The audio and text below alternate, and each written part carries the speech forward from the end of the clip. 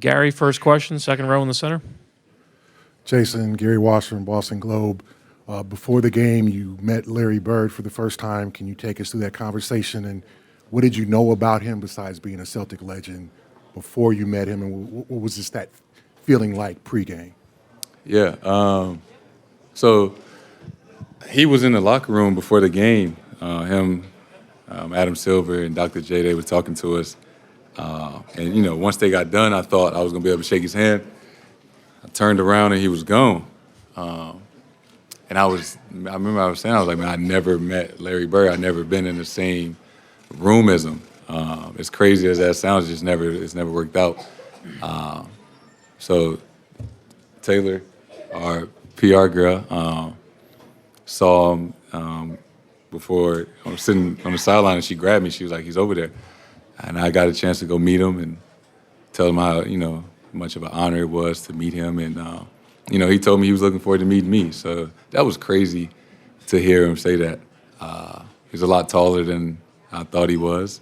But obviously what he means to the game, what he means to the city of Boston and the Celtics, and, he's the ultimate Celtic. So it was an honor to meet him. Jayson, you and Jaylen have been able to do this together a couple times now. What does this weekend come to mean for you two in terms of how you're able to bond while you're here? You were able to do the dunk contest with them. How do you feel like that went? And just how are you guys kind of able to spend this time together now that you're doing it pretty much every year? Yeah, I always say All-Star Weekend is special, and it's even more special when you get to share it with a teammate or two. And so, I've been fortunate enough to share it with him 3 times now. And it's great. It's great to have a teammate, familiar face around, especially we get to share the same locker room. It's a special weekend for us, our families, obviously, just, our team, the Celtics. So it's always great.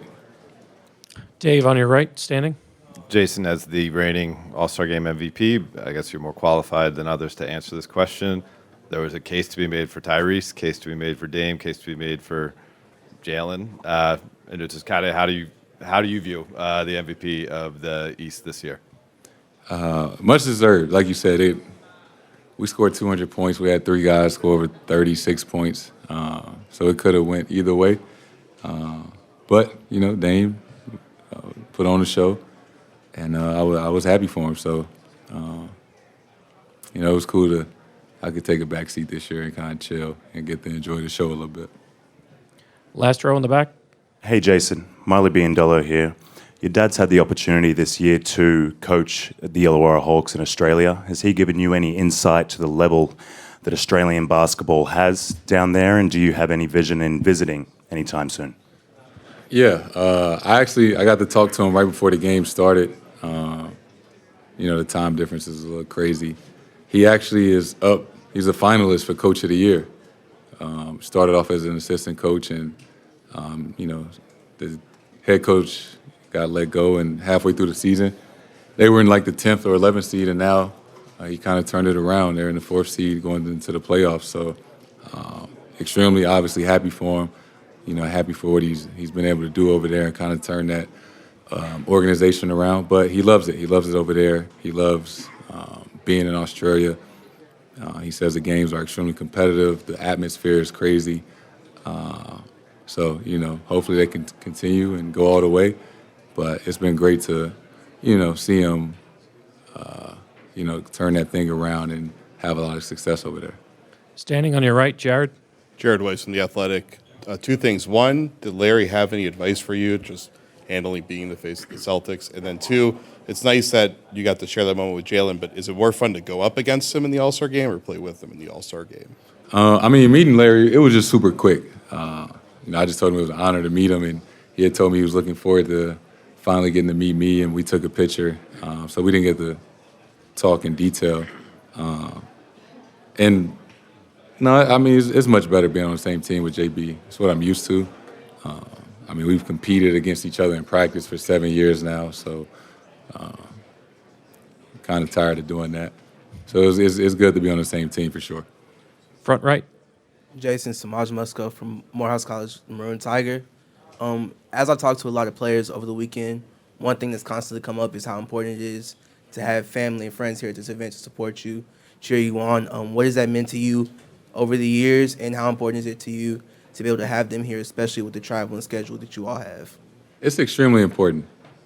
Being an all-star is obviously a reflection of the work that you've put in your whole life, the work that you've obviously put in, the first half of the season.